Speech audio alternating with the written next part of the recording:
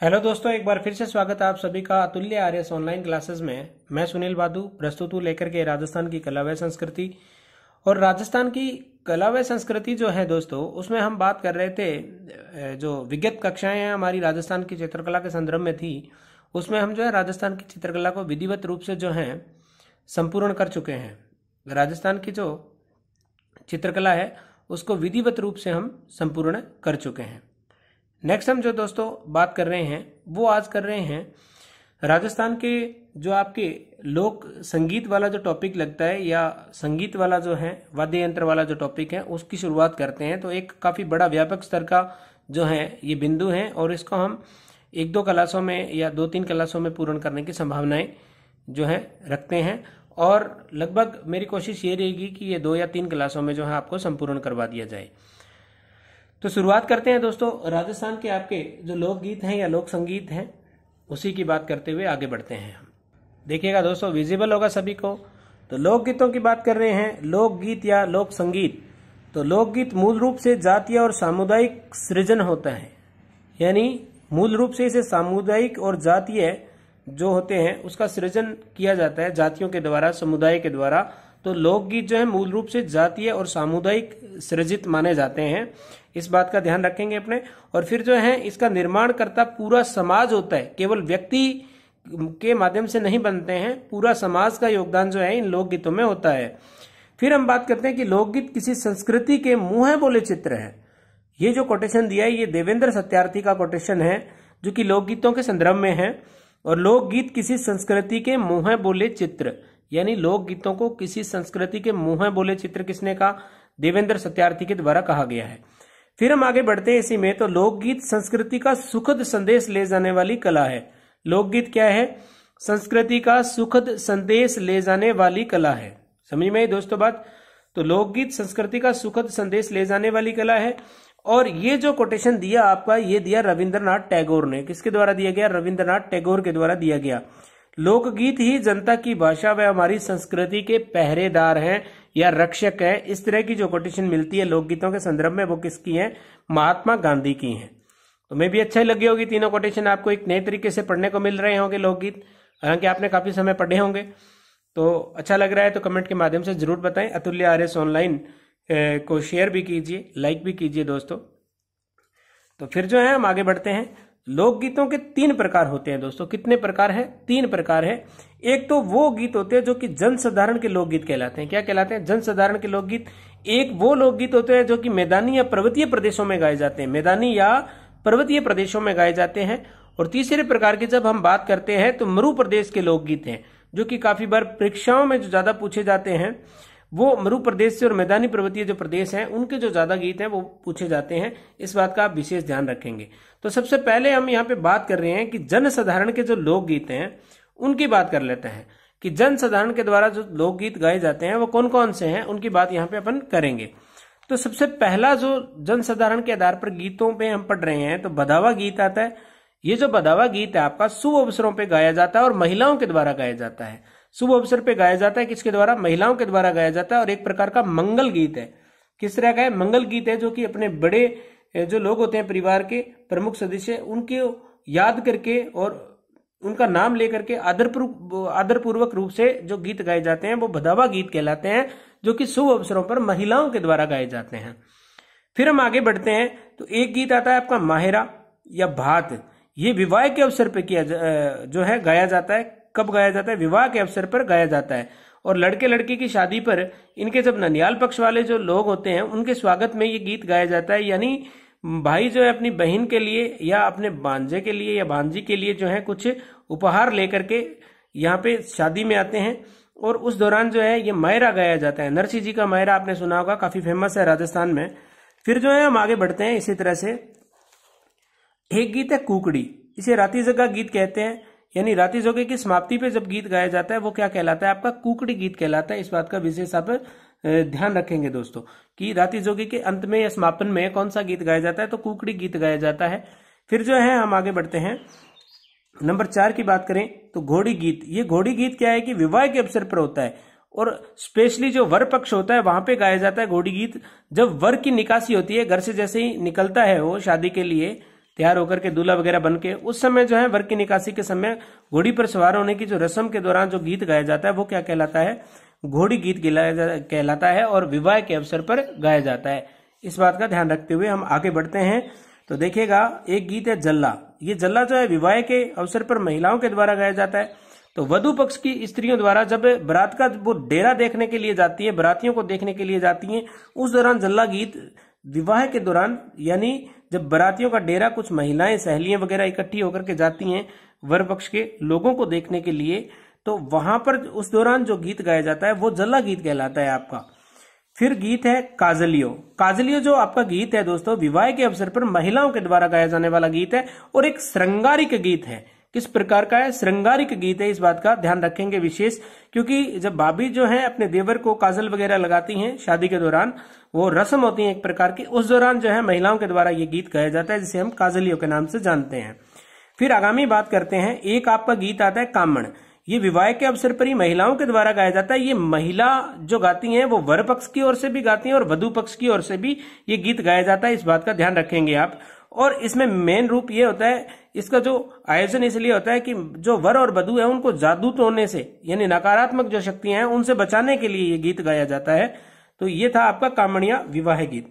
फिर इसके बाद हम बात करते हैं ओल्यूं की।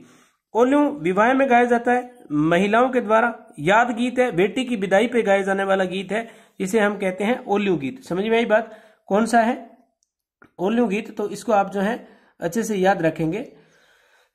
तो हमने अभी तक जो बात की है, बधावा गीत की बात कर ली है, भात की बात कर ली है, कुकड़ली की, घोड़ी की, जल्ला की, काजलिये की और कामण की और ओल्यूं की गीत की बात हम कर चुके हैं।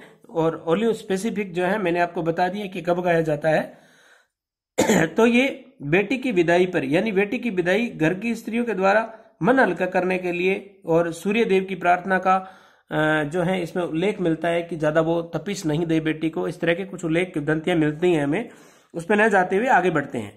तो जच्चा या होलर गीत, ये पुत्र जन्मोत्सव पर महिलाओं के द्वारा गाया जाता है, एक प्रकार का मंगल गीत है दोस्तों। कैसा गीत है? मंगल गीत है एक प्रकार का। समझ में आई दोस्तों। फिर जो है हम इसी तरह से आगे बढ़ते हुए नेक्स्ट लोकगीत की हम बात करते हैं। ये देखिएगा, आपको दिखाई दे रहा होगा प्रिय विद्यार्थियों, एक गीत है आपका राती जगा, जो कि शुभ अवसरों पे गाया जाता है। कब गाया जाता है?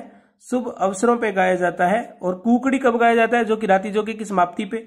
ये राती जगा जो है शुभ अवसरों पर, यानी रात्रि जागरण के दौरान गाया जाता है। बन्ना और बन्नी ये विवाह के गीत होते हैं, स्नेह परक यानी लाड प्यार से वधु और वर के लिए गाए जाने वाले गीत होते हैं, जो कि बन्ना बन्नी कहलाते हैं। इस बात का ध्यान रखते हुए हम आगे बढ़ते हैं। ये लो जी विद्यार्थियों, फिर आपकी स्क्रीन पे जो है कुछ गीत आपको दिख रहे होंगे। एक गीत होता है पावना। ये जब नया दामाद ससुराल पे जिसका आगमन होता है, जब ससुराल में प्रथम बार जो नया दामाद है वो आता है, तो पावना गीत महिलाओं के द्वारा गाया जाता है। इसमें क्या होता है कि हास प्रयास किया जाता है महिलाओं के द्वारा, खास करके जो विवाह समारोह के बाद प्रथम बार जब आता है दामाद, नया नया दामाद होता है, तब महिलाएं उससे हंसी ठिठोली करती हैं और इस तरह का ये गीत कहलाता है। हास प्रयास वाला एक प्रकार का गीत है। फिर जो है यानी मनोहार का गीत भी मान सकते हैं कि पावना उनकी आगमन पे गाया जाता है और मनोहार गीत है एक प्रकार से, ऐसे समझ सकते हैं। तो सीठना जो कि विवाह के अवसर पर, दूसरे गीत की बात करें सीठने, जो कि ये सीठने जो गीत होते हैं वो विवाह के अवसर पर महिलाओं के द्वारा गाए जाते हैं और मीठी मीठी गालियां देकर के हास प्रयास किया जाता है महिलाओं के द्वारा विवाह समारोह में। खास करके जो वर पक्ष होता है उसके साथ हंसी ठिठोली की जाती है, हास प्रयास किया जाता है। इस तरह का प्रयास रहता है सीटनों के माध्यम से महिलाओं का। तो ये जो है सीटने कहलाते हैं। फिर अग्रिम बात करते हैं अपन। अग्रिम बात में हरजस को पढ़ते हैं। तो हरजस जो गीत है शुभ अवसरों पर महिलाओं के द्वारा सगुण भक्ति लोक गीत है एक, यानी सगुण और निर्गुण में तो आप अंतर समझते हो। यानी साकार रूप में किसी विशेष आकार की जो पूजा करता है, यानी भगवान कृष्ण को मानता है, भगवान कृष्ण की एक विशेष मूर्ति है, तो वो सगुण है। लेकिन निराकार राम को मानता है, दशरथ पुत्र राम को नहीं मानता, लेकिन राम की पूजा करता है, वो राम वह नहीं है जो कि दशरथ का पुत्र है, तो वो क्या है? निराकार है। समझ में आई? जैसे कबीर हुए निर्गुण, यानी रामानंद जी की बात करते हैं तो वो सगुण थे, बाकी उनके शिष्य थे वो निर्गुण थे। ये विशेष बात है। कई कहते थे सगुण नहीं करवाया, निर्गुण नहीं करवाया। तो यार एक बात है, सीधी सी सिंपल बात है कि रामानंद हुए वो सगुण थे, बाकी उनके शिष्य थे वो निर्गुण थे, तो बात खत्म। एक प्रकार से। तो और भी मैं बीच बीच में बताता रहूंगा आपको, कोई बात नहीं, आपको एक एक पंक्ति में सारा कुछ सार मिल जाएगा। टेंशन मत लीजिए, आप अतुल्य आरएस ऑनलाइन क्लासेस के साथ यूं ही जुड़े रहें। तो मैं सुनील बादू एक बार फिर से अपने जुड़ते हैं और आगे बढ़ते हैं। तो अगला गीत जो है हमारा आ रहा है लावणी। लावणी में देखिए, नायक द्वारा नायिका को बुलाने के लिए, नायक द्वारा नायिका को बुलाने के लिए जो गीत गाया जाता है वो लावणी कहलाता है। फिर इसके बाद है मोरिया, विवाह की प्रतीक्षा में। ये विवाह की प्रतीक्षा में मोरिया गीत, जो ऐसी लड़की जिसका रिश्ता तो तय हो चुका है लेकिन शादी में अभी देरी है, तब जो गीत गाया जाता है वो कौन सा होता है? जो लड़की के द्वारा यानी मंगेतर के द्वारा गाया जाता है। समझ में आई?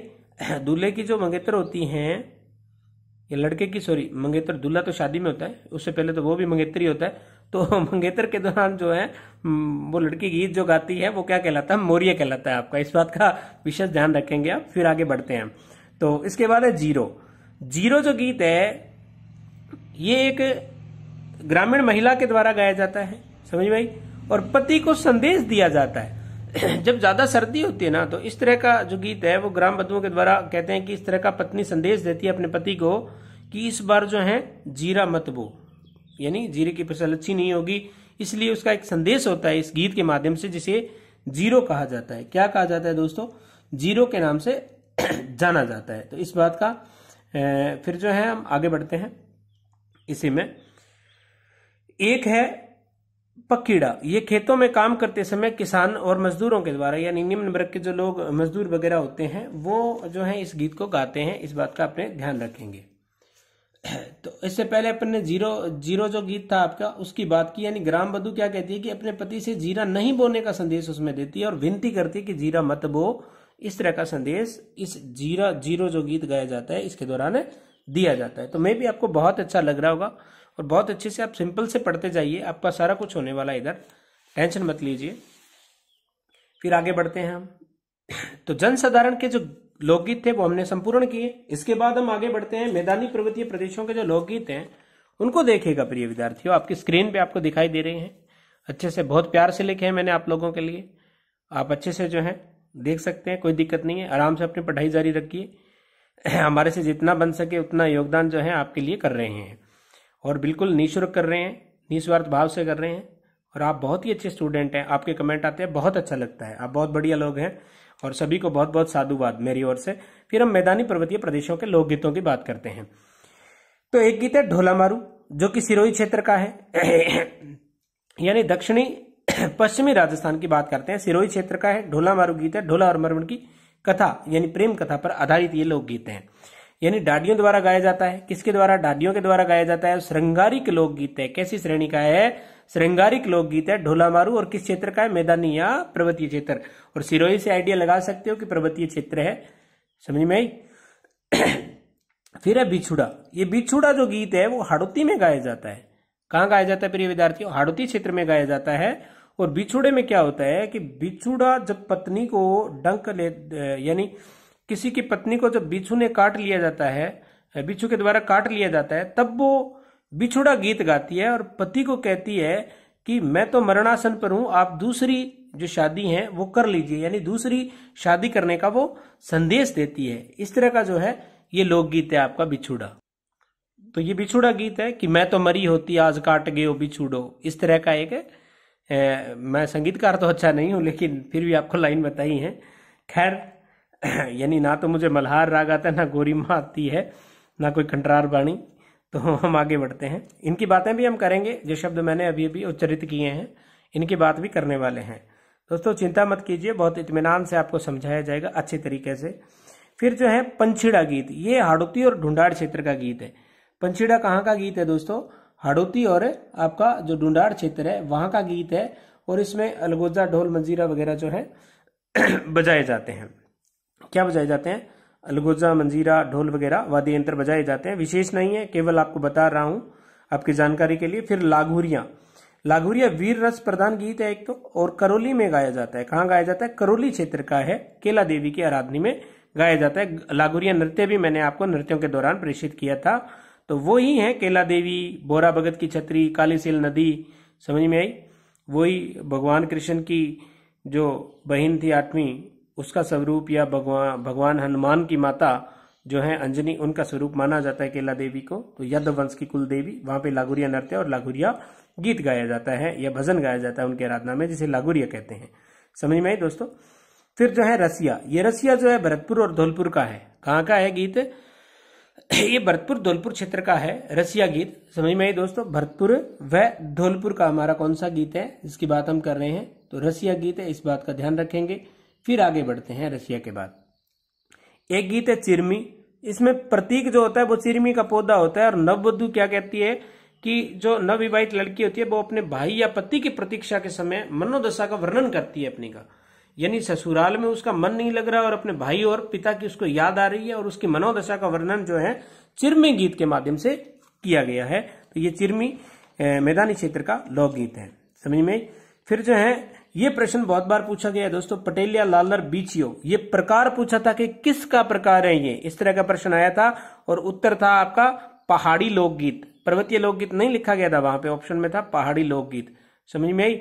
और पटेलिया लालर बीचियो इस तरह के शब्द लिख के उन्होंने एक ऑप्शन में ये भी डाला था आभूषण। तो आभूषण नहीं है, ये क्या है प्रिय विद्यार्थियों? पर्वतीय लोकगीत है जो कि आदिवासियों के द्वारा गाए जाते हैं। इस बात का विशेष ध्यान रखेंगे। फिर हम आगे बढ़ते हैं। एक आपका गीत आता है हमसिडो। कौन सा? हमसिडो। तो हमसिडो जो है मेवाड़ का पर्वतीय प्रदेश का गीत है और भीलों के द्वारा युगल रूप में गाया जाता है। हमसिडो किसका है? मेवाड़ पर्वतीय प्रदेश का गीत है और भीलों के द्वारा युगल रूप में गाया जाता है। इसके बाद है सुवटिया। कौन सा?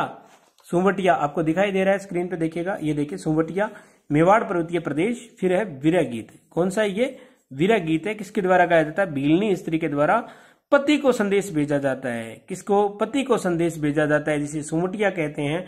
और मेवाड़ पर्वतीय प्रदेश का ये लोकगीत है। तो ये मैदानी पर्वतीय लोकगीतों की हमने यहाँ बात की है। इसकी बात की है, मैदानी और पर्वतीय क्षेत्र के जो लोकगीत थे उनकी हमने बात की है। फिर आगे बढ़ते हैं दोस्तों। मैदानी पर्वतीय प्रदेशों के लोकगीतों के बाद हमारा जो अगला बनता है वो है मरु प्रदेश के गीत। जनसाधारण के गीत हम जो हैं कर चुके थे, जनसाधारण के गीत हमने कर लिए थे। उसके बाद हमने मैदानी व पर्वतीय प्रदेश के जो लोकगीत हैं उनकी बात की। और अब जो है हम मरु प्रदेश या पश्चिमी राजस्थान के जो गीत हैं उनकी बात कर रहे हैं। देखिएगा स्क्रीन पे है आपके सामने। अच्छा लग रहा होगा सभी को, बहुत आनंद आ रहा होगा आज की क्लास में। गीत गा रहे हैं विवाह शादी के अपने सभी मिलकर के। ठीक है भाई। तो मरु प्रदेश के जो लोकगीत हैं उनकी बात करते हैं। सबसे पहले केसरिया बालम। केसरिया बालम ये मारवाड़ क्षेत्र का है और इसकी शैली क्या है? मांड शैली है। ये शैलियां मैं आपको बताऊंगा, मांड शैली है। और विभिन्न जो शैलियां हैं उनके बारे में अपन जिक्र करेंगे। आप घबराइए नहीं, इत्मीनान से आप समझते जाइए, आपको सब कुछ मिलने वाला है। तो ये मांड शैली का है। विरह एवं रजवाड़ी गीत है, स्त्रियों द्वारा गाया जाता है। विरह एवं रजवाड़ी गीत है जो कि किसके द्वारा गाया जाता है? स्त्रियों के द्वारा गाया जाता है।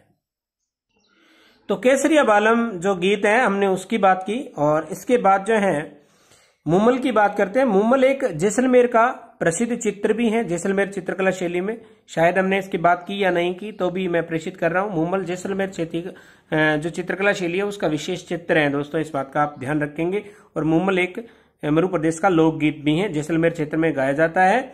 और इसमें प्रतीक के रूप में लोद्रवा जैसलमेर की एक राजकुमारी थी मुमल, उसका नाखूनों से लेकर के, पैर के नाखूनों से लेकर के सिर के श्रृंगार तक का वर्णन हमें मिलता है। यानी नक्शिक श्रृंगार यानी सुंदरता का वर्णन हमें मिलता है। किस चीज का? श्रृंगार का वर्णन हमें मिलता है। और मुमल जो है जैसलमेर की राजकुमारी थी, लोद्रवा क्षेत्र की। तो ये प्रश्न सीधा सीधा पूछा गया था कि मुमल कहाँ की राजकुमारी थी। तो ऑप्शन में आपको क्या टिक करना है? लोद्रवा टिक करना है प्रिय विद्यार्थियों, इस बात का विशेष ध्यान रखें। फिर आगे बढ़ते हैं। एक गीत है आपका कुरंजा, मरु क्षेत्र का ही लोकगीत है।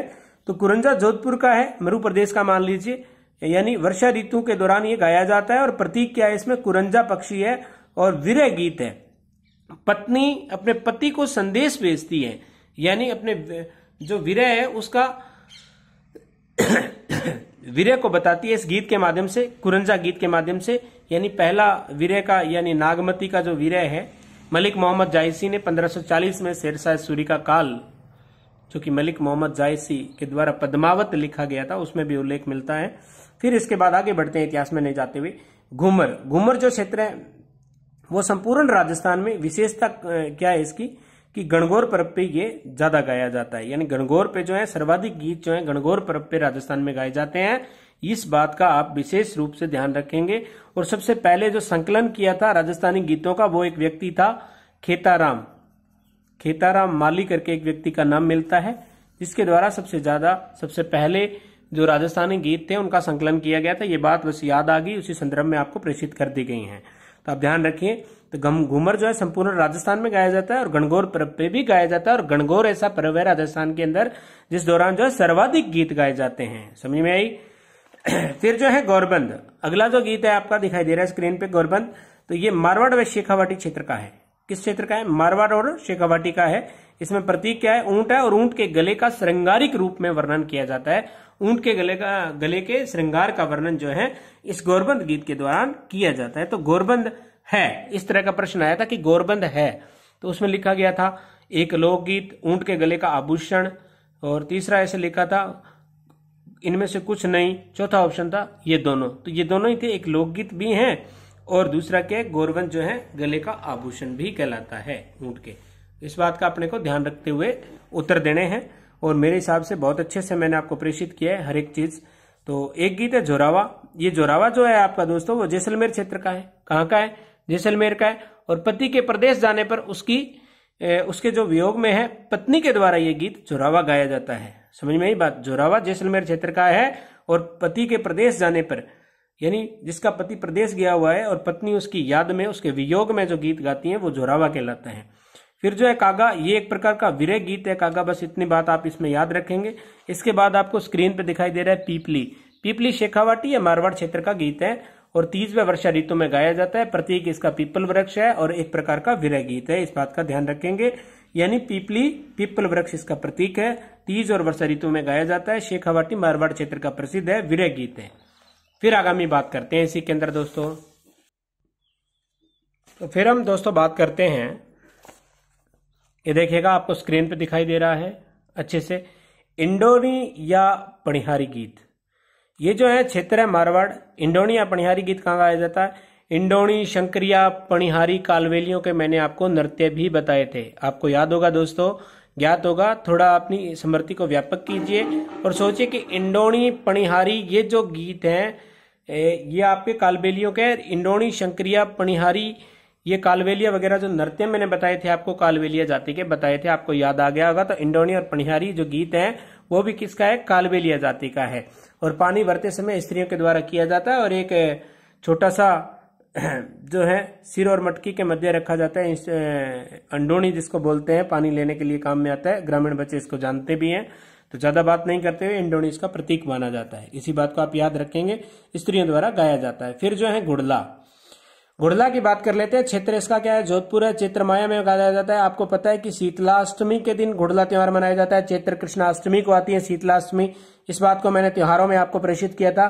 चैत्र कृष्णाष्टमी को शीतलाष्टमी मनाई जाती है और उस दौरान जो है घुड़ला त्योहार भी आता है मारवाड़ क्षेत्र में, जिसमें सातल देव की जो कथा आपको मिलती है, घुड़ले खां और जो सातल देव है वीर सातल, उनकी, यानी मैंने नृत्य के दौरान भी घुड़ला में बताया था कि छिद्रित मटके में दीपक जला करके ये नृत्य किया जाता है। ये वही नृत्य है और उसी प्रकार उसी नृत्य के दौरान, घुड़ला नृत्य के दौरान ये गीत गाया जाता है जोधपुर क्षेत्र में। और प्रतीक क्या है? घुड़ला त्योहार है। महिलाओं द्वारा सामूहिक रूप में क्या किया जाता है? लोक गायन किया जाता है और इस गीत को गाया जाता है। समझ में आई? फिर जो बात है कांगसिया, अगला गीत कौन सा है? कांगसियो, क्षेत्र पश्चिमी राजस्थान, प्रतीक गंगा है। समझ में आई? कांगसियो एक प्रकार का विशेष गीत है। तो इस बात का आप ध्यान रखेंगे। कांगसिया यानी मारो छेल बबरो कांगसियो, पणिहारी ले गई रे, इस तरह की लाइनें आपने सुनी होगी। ज्यादा मैं कलाकार इतना अच्छा नहीं हूं कहीं आप मेरे को मांड मल्लिका समझ रहे हो। तो अगली बात अपन करते हैं।